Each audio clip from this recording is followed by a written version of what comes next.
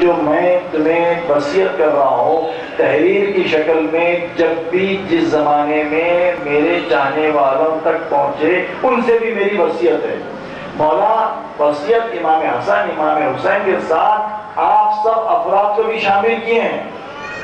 تو آپ دیکھیے کبھی بھی انسان عدل الحکمی کرے، ماں باپ کی بھی خدا نخواستہ بچپن ہے، جہالت ہے، فراموشی ہے، عدم معرفت ہو سکتی، لیکن آخر وقت کی بات کو توجہ سے سننا ہے۔ اور مولا آخری سانسوں کے درمیان میں فرما رہا ہے، یا بنی حسن و حسین واللہ اللہ بالقرآن، میں تمہیں قرآن کے مطابق وصیت کرتا ہوں، لا یسبقیکم بالعمل غیرہ، کہ دیکھو غیر قرآن پہ عمل کرنے میں تم پہ سبقت نہ لے جائے۔ یہ مخاطبت امام حسن امام حسین سے، ساری اولاد سے، آپ سے، ہم سے، سب سے۔ ویسے مراد کیا ہے؟ جو مولا کو امام المتقین خلیفہ بلا فصل نہیں مانتے، اگر وہ زیادہ عمل کر رہے ہیں تو مولا کی وصیت خلاف ورزی ہم کر رہے ہیں۔ لا یسبقکم بالعمل غیرہ، پھر اس کے بعد فرماتے ہیں، یا بنی حسن و حسین لا تترکا امر بالمعروف والنہی عن المنکر، کہ دیکھو نیکی کی ہدایت کرنا، برائی سے روکنا، یہ ترک مت کرو۔ اگر تم ترک کریں گے وَيُوَلَّى عَلَيْكُمْ شَرَارَكُمْ، تم پر شریر لوگ غالب آ جائیں گے۔ ثُمَّ تَدْعُوا فَلَا يُسْتَجَابَ لَكُمْ، ایسے میں ان کے شر سے محفوظ ہونے کے لیے، ان کی تکلیفوں سے پناہ مانگنے کے لیے فریاد کریں گے، دعائیں کریں گے، مناجات کریں گے، نظر کریں گے، نیاز کریں گے، قبول ہونے والی نہیں ہے۔ یہ امر بالمعروف نہیں ہے منکر کتنا اہم رکن اسلامی ہے جو ہر فرد پر واجب ہے۔ اب ان حالات سے جو ہم گزر رہے ہیں، اگر یہ شخص یہ کہیں گے کہ یہ میرے خاندان کا نہیں، یہ میرے محلے کا نہیں، یہ میرے گروپ کا نہیں، یہ میرا نہیں، یہ اس کا ہے، یہ فلاں کا ہے، یہ فلاں کا ہے، تو پھر دیکھیے یہی معاشرہ ہماری اولاد کو ملے گا۔ آپ سمجھ رہے ہیں کہ ہماری ایمانوں کی حفاظت ہوں گی؟ ارے امام حسین سید الشہداء کی جان کو امان نہیں ملی، امر بالمعروف نہیں یعنی منکر منقطع ہو گیا، تو لوگ امام حسین جو کائنات کی برگزیدہ ہستی تھی ان کو نہیں پہچانے، ان کی بات پہ عمل نہیں کیے، تو آپ کے ہمارے ایمان کی حفاظت کیسے ہوں گی؟ لوگ بولتے رہیں گے علی اللہ علی اللہ، نیچے سے نعرے لگاتے رہو، لا شک لا شک۔ اب اسی ماحول میں جو بچے پروان چڑھ رہے ہیں ان کی بچوں کو دینا پڑے گا، ان کے بچوں کو کرنا پڑے گا۔ جو شریعت میں کھلا ہوئی نجیسہ نجاست ہے، نجس، اللہ فرما رہا ہے آیت میں کہ تم اللہ کے عذاب پانے والوں میں نہ ہو جاؤ۔ آپ سمجھ رہے ہیں کہ محبت ہے؟ محبت نہیں ہے، محبت مولا کی واجب ہے۔ اگر کوئی بھی شخص اسلام کے کسی بھی واجبات پہ عمل نہیں کیا تو اس کی قضا ممکن ہے، لیکن لا الہ الا اللہ نہیں کہہ کے مر گیا تو اس کی قضا نہیں ہے۔ اگر کوئی محمد رسول اللہ نہیں کہہ کے مر گیا تو اس کی بھی قضا نہیں ہے۔ کوئی شخص علی ولی اللہ نہیں کہہ کے بھی مر گیا تو اس کی بھی قضا ممکن نہیں ہے۔ نماز کی قضا ممکن ہے، روزے کی قضا ممکن ہے، بعد الموت اپنے دوست احباب اولاد سے بھی ممکن ہے، لیکن اولاد نیابت میں علی ولی اللہ نہیں کہہ سکتی۔ تو یہ واجب، سارے واجبات کے مقدم یہ ہمارا بنیادی ایمان و عقیدہ ہے۔ یہ مت سمجھو کہ یہ مولا کی دشمنی میں کہہ رہے ہیں، نہیں، ہرگز نہیں۔ اگر اقرار نہیں کیے تو پھر اس کی قضا ممکن نہیں، چلے گا، محل گزر گیا، محل گزر گیا، یہ ممکن نہیں۔ تو عزیزان ایمان یہ چیز ضرور ذہن نشین کر لیجئے کہ جو چیز اللہ کی توحید کے اصول مولا کائنات نے جیسے بیان کیے، کائنات کے کسی اور پائے جانے والے مذہب میں، ادیان میں کسی نے ایسے بیان نہیں کیے۔ توحید کے تعلیمات مولا کائنات کے، اور دیکھ لیجئے کسی بھی اسلامی مذہبات میں کسی شخص سے منسوب کر کے دیکھیے، غیر اللہ کی عبادت کرنے والے، مراکز کو مسمار کرنے والے، سب میں زیادہ مولا کائنات ہی کی ذات اقدس ہے۔ اور پھر وہ مولا جس سے روکے، مولا آپ ہم کو روکتے، آپ بجانے سے روکتے، گانے سے روکتے۔ میں نے خود دیکھا ایک مجلس میں کہ ایک ڈھول رکھا ہوا ہے اور اس کے اوپر بسم اللہ الرحمن الرحیم لکھا ہوا ہے، مار رہے ہیں اس کو، تو اللہ روکتا ہے اس چیز کو، اور وہیں پہ تھل مار رہے ہیں۔ تو مولا آپ غیر اللہ کی عبادت سے روکتے ہیں، چلیے ہم آپ کچھ اللہ بول دیتے ہیں، کیونکہ اللہ کو ہٹا کے مولا کو وہاں بٹھا دیے، اور اس کے بعد جو لوگ یہ کام کیے ان کو مثل مولا سمجھنے لگے۔ جنت و جہنم کی تقسیم کہتے ہیں مولا، بھائی یہاں ان سے وابستہ ہے تو مولا ہی بھی ہے، ان سے وابستہ ہے تو جنت ہی بھی ہے، اگر ان سے وابستہ نہیں ہے تو جہنم ہی بھی ہے، وہ مقصر بھی ہے، غیر مولا ہی بھی ہے۔ مولا کائنات کی یہ روحانی تعلیمات کو بیان کرنا جس میں معاشرے میں مولائیت کی تصویر نظر آتی ہو وہ خراب ہے، اور دشمن مولا کے تعلیمات کو بیان کرنا جس سے معاشرہ پورے کا پورا بدنام، کیونکہ اجتماعی طور پہ جو عمل ہوگا پوری قوم کو رسوا کرنے کا سبب بنے گا۔ اگر زیادہ انتظار کریں گے تو ہم کو شیعہ کہنے میں بھی تکلف ہوگا، کیونکہ یہ پلٹ کے جائے گی مولا تک بات۔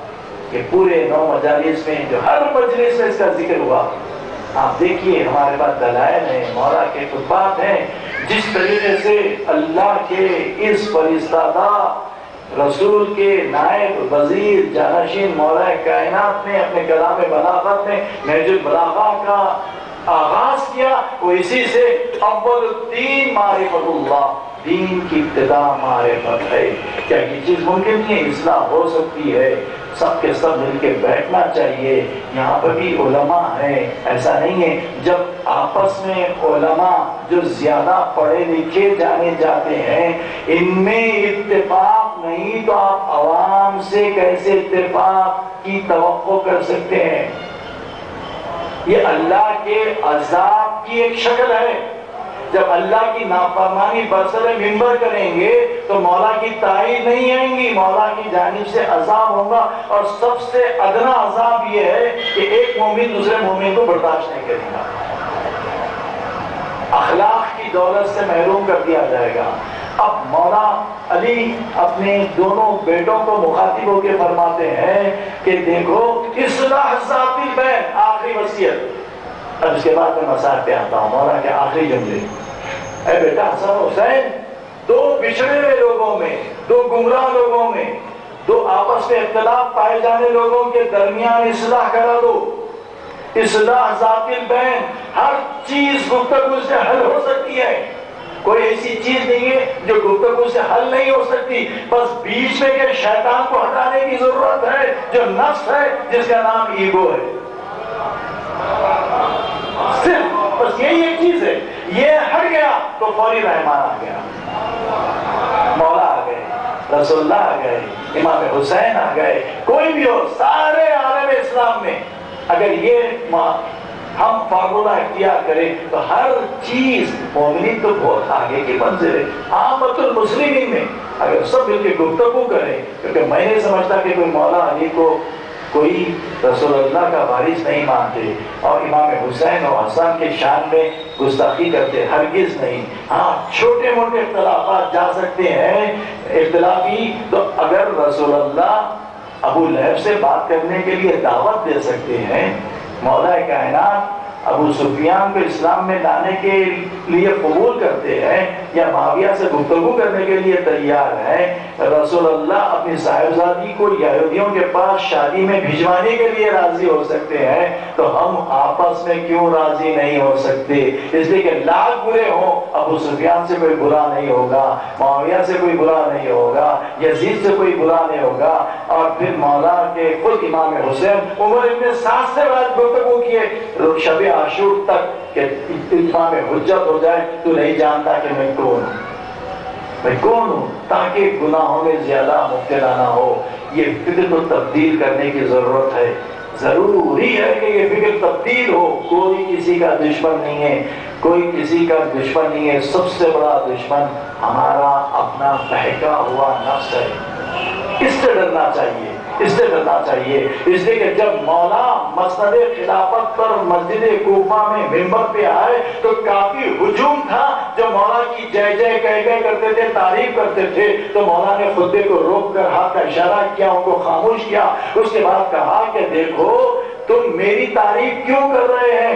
اگر تعریف کرنا ہے تو اس اللہ وحدہ لا شریک کی کرو جو مجھ جیسا ہادی علی کو تمہارے درمیان میں ٹھہرایا، اور اگر برا بولنا ہے تو ان کو برا مت بولو، اپنے نفس کو بولو، اس لیے کہ تم اسی کی پیروی کرتے تھے۔ نہ تعریف میری کرو، نہ مذمت دوسروں کی کرو، تعریف اللہ کی کرو، مذمت اپنے نفس کی کرو۔ اگر یہ قاعدے کے ساتھ چلیں گے تو صرف سالوں میں لگیں گے، ایک دن میں اوور نائٹ انقلاب آ سکتا ہے، اوور نائٹ، صرف ایک دن میں۔ یہ کب تک حساب کریں گے؟ کب تک انسان کو جہالت میں ڈھکیلیں گے؟ بچوں کے رشتے لگنا مشکل ہے، بجائے اس کے کہ بچوں کی سبیل فراہم کرے۔ کون پڑھ رہا ہے نکاح، کون پڑھ رہا ہے مجلس، یہ مجلس پہ ہم نہیں آتے۔ ہائے کاش کے یزید کے عمل پہ دیکھ لیتے کہ وہ شہزادی زینب کو مجلس کرنے سے نہیں روکا۔ بے شک بہت بڑا ظالم ہے، لیکن مجلس ازاں سے نہیں روکا۔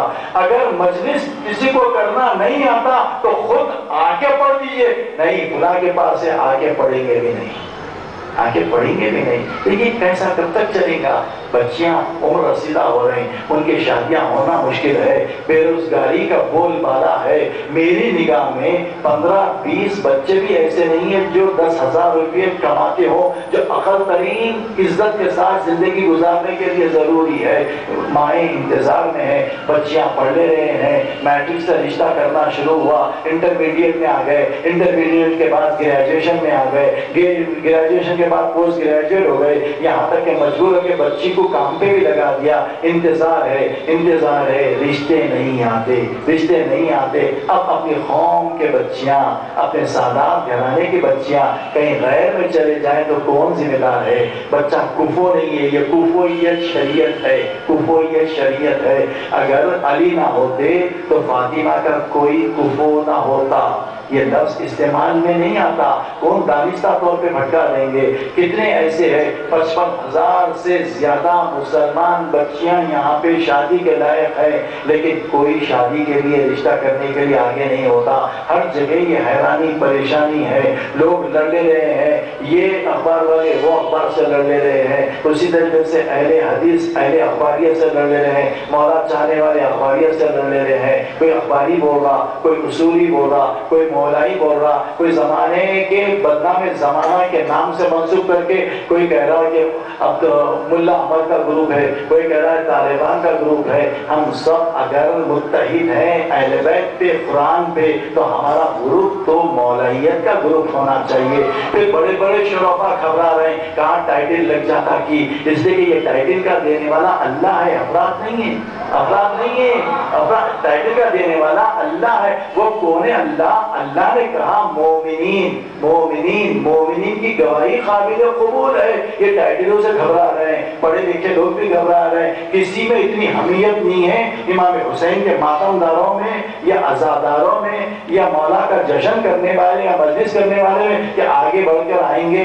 ہم سب قوم کو متحد کریں گے، قوم کے اتحاد کے لیے اپنی انا کو ہٹائیں گے۔ جو قوم کا نہیں ہوا وہ افراد کا بھی نہیں ہو سکتا، افراد کا ہرگز نہیں ہو سکتا جو قوم کا نہیں ہوا۔ آج ضرورت ہے عزیزان ایمان، امام حسین کی شہادت کی رات ہے، ہم سب مل کے یہ جذبہ جان لو کہ یہ سب کا مسئلہ ہے۔ ہم مل کر پوچھیں کہ کیا بات ہے جو حل ہونے کے قابل نہیں ہے۔ دنیا کی عدالت میں بھی انسان سنوائی کرتا ہے، یہ بغیر سنوائی کے کس نے اختیار دے دیا؟ اگر زیادہ بات آگے جائے گی تو کسی کی عزت نہیں رہیں گی، نتیجے میں قوم بڑھتے اتنی بڑھ جائیں گی، مزید بانٹنے کے قابل نہیں ہے۔ آپ کو ساری دنیا کے چیلنجز ہیں اور آپس میں ایسا لڑتے رہیں گے تو پھر قوم کیسے سدھرے گی؟ کیا افسوس نہیں ہو رہا ہے کہ ہمارے بعض بچے قرآن کو اب تک پڑھنا نہیں جانتے؟ کیا اس پہ افسوس نہیں ہو رہا ہے کہ بے روزگاری کتنی بڑھ گئی؟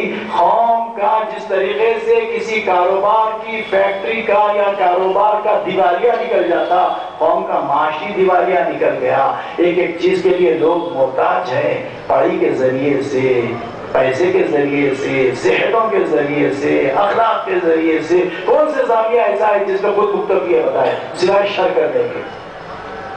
کون سا ایسا زاویہ ہے؟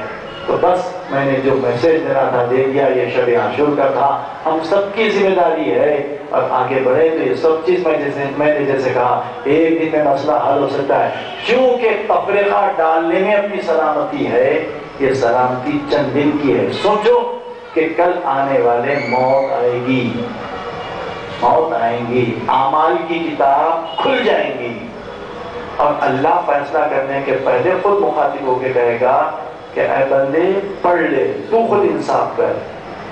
اس وقت بعض لوگ بولیں گے پروردگار ہمارا کیا قصور ہے، ہم نے اس کو اپنا امام مانا، دوست مانا، فَيَا لَيْتَ لَيْتَنِي لَمْ أَتَّخِذْ فُلَانًا خَلِيلًا، ہائے افسوس میں اس کو نیک سمجھ کے اس کی باتوں پہ عمل کیا، کاش کے نہ کیا ہوتا۔ مالک یہ قصوروار ہے، وہ کہیں گا کہ میں قصوروار نہیں ہوں، اس کی مزاج میں ہی خوش شرارت تھی، کہ ڈیبیٹ ہے فیصلہ سنانے کے بعد قرآن میں، اس کی خوش مزاج میں شرارت تھی، تو پھر وہاں سے اس وقت افسوس کریں گا کاش کہ اللہ نے تو ایک ہادی رہبر امام رکھا تھا، میں ان کی باتوں پہ عمل کیوں نہیں کیا۔ اب گنجائش نہیں ہے، اس لیے کہ فیصلہ ہو جائے گا، جنت و جہنم کی تفصیل اللہ کرنے والا ہے، اس کو آپ کی میری تصدیق کی ضرورت نہیں ہے، وہ خود بہتر جانتا ہے، عالم بالذات ہے، عالم بالذات ہے۔